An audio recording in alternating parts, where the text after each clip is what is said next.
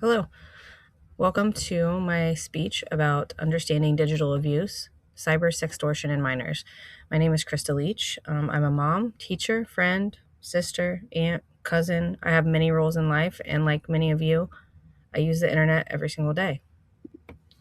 I believe we are all aware of many dangers of internet use, but there are many facets that we might not be as aware of, such as cyber sextortion in minors, and that is what I would like to talk about today. Digital abuse devastates its victims, and the anonymity of the internet only makes it easier for perpetrators to target more vulnerable groups of people, such as minors. Now, my interest in learning more about cyber sextortion came when a close family friend of mine came to me for advice. They were having an issue with their child, and they wanted my help in navigating this issue. I was truly devastated to hear about the situation that they were facing. Their child had met a friend online. The profile looked legitimate. It looked to be somebody who was the same age, the same background, had many of the same mutual friends, and it wasn't long before they were chatting and even video chatting together. And this spanned many months of time, building trust, and they thought this person was truly a friend of theirs. And what she told me next, I truly was not prepared for. Although I think many of us are aware of some of the dangers of the internet, I was not prepared for what she was going to tell me next. And that was that this person who he'd grown to trust began to coerce, talk them into sending some vulnerable pictures and videos. And as soon as those were sent, the demands and the abuse began. Immediately, there were threats of sending this content to friends, family members, church members. They knew the area he lived in, many details about him. So they wanted money basically in exchange for not doing this. And what I found out is this is becoming a more and more common problem.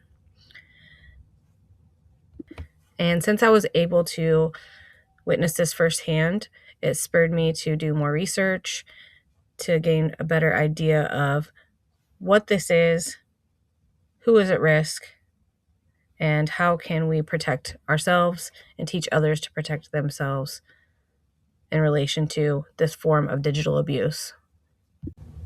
So, sextortion is not really a new concept.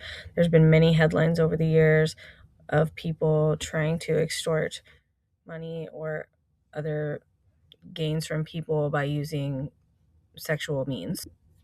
But now that internet use and online use is so much more widespread, most cases are now occurring online. Sextortion cases most commonly occur on online sites like Facebook or messaging apps, gaming apps, and also video chats. In 2016, there was a survey done by Wollock and Finkelhorn, and they reported that 54% of responders said that sextortion happened to them on social media networks like Facebook or Instagram. Now, 45% reported that it happened on Snapchat or more than one form of social media. Now, another disturbing statistic is that out of 78 cases that were looked at, 91% of these cases happened on social media, and those individuals were under the age of 18 years old. So as you can see, it's more important than ever for us to be aware of the situation, know who's going to be targeted, so that we can understand what to do next. Now, the FBI defines sextortion as a serious crime that occurs when someone threatens to distribute your private and sensitive material if you don't provide them with images in sexual nature, sexual favors, or money.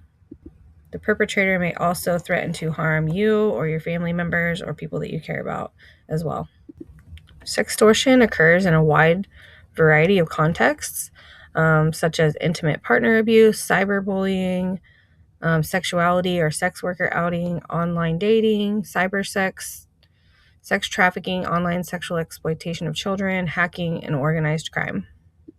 So as you see, this can happen in more of a one-on-one targeted event, or it can be something where there's a group of organized criminals acting as a team to carry out these events. In these cases, they work together as a team to target individuals. And one thing I thought was interesting when I was talking to my friend about their case with their child is that when they called the police, they were informed that a lot of times this is happening not even in our country, it's overseas. So it's almost like a call center that they set up. So it really is just a ring, very they're hackers, that they really know what they're doing, and they're very knowledgeable, and they really know how to get what they want out of these kind of situations. They're very experienced. In one case reported by the FBI, they described how one perpetrator had 15,000 webcam captures, 900 audio recordings, 13,000 screen captures, and they were all connected to one perpetrator. And of those, more than half of the victims were minors. So sextortion is essentially an online remote sexual assault. Sometimes it happens over great distances, even crossing borders and involving many victims. So now that we know what it is, and we're seeing the fact that minors are really more at risk, I want to just explore that in a little bit more depth. More and more studies are being done to back up the fact that minors are more at risk of being victimized.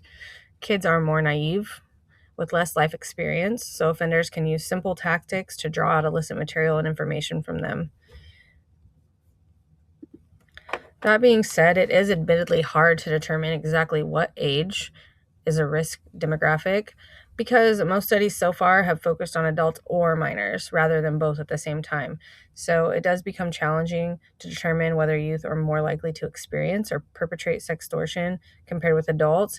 However, there was a study done by Thorne in 2007 that is an exception. They surveyed young people aged between 13 and 25. There were 2,097 people in this study. And what they found was 47% of respondents experienced sextortion before they turned 18, and 53 after they turned 18. So they also found that 1/4 of respondents reported experiences from when they were under 12 as well. And then go on to say that Canada Center for Child Protection said that 92% of their cases from July of 2022 involved young boys and men.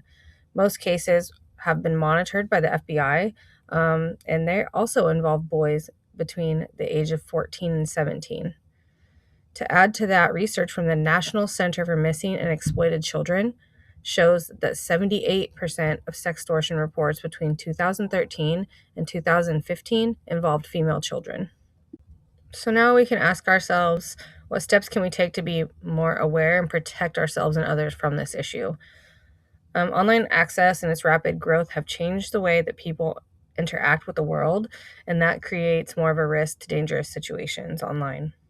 And while technology creates many positive benefits, it also creates opportunities for misuse and control, but there are ways to mitigate risks.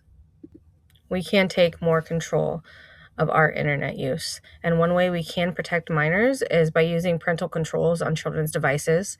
There are programs like Aura, Bark, Norton Family, Google Family Link, and Net Nanny. These programs will monitor social media, filter websites, utilize location tracking, and implement time limits for devices and apps. And these tools are also useful for detecting risky behavior and blocking inappropriate contact. Families should also just be doing regular checks on their kids' devices, where they look through, make sure the proper privacy settings are in place, and that they don't see any red flags. You can also use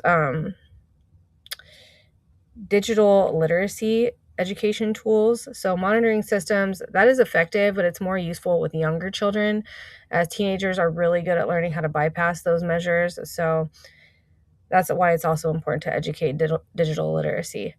So when we teach critical thinking and how to recognize threats, and set clear guidelines in relation to online use, we empower minors and people to protect themselves. So another great way to do this is using technology in the form of digital literacy games and programs, interactive platforms, e-learning modules, gaming learning experiences, and those can engage children in a way that traditional education methods might not. Tools like Be Internet Awesome by Google and Common Sense Media use digital games and interactive modules to teach children how to manage online risks effectively. These should be taught to younger children so that the skills stay with them throughout their teenage years. This should also be revisited and retaught while continuing to actively monitor devices. So hopefully now you have a better understanding of what cyber sextortion is, who is at risk, and ways to be more aware and protect yourselves and others. Digital abuse is very devastating to its victims, and the anonymity of the internet only makes it easier for perpetrators to use cyber sextortion, especially against vulnerable people like minors. Although it occurs online, cyber sextortion is a form of abuse. It affects real people in real life. By educating ourselves and others, we hold the power against potential criminals. By having these conversations, we encourage the growth of critical thinking skills. By teaching digital literacy at an early stage, we can create responsible and safe online use and protect vulnerable groups such as minors. Thank you so much for joining me today and listening. Goodbye.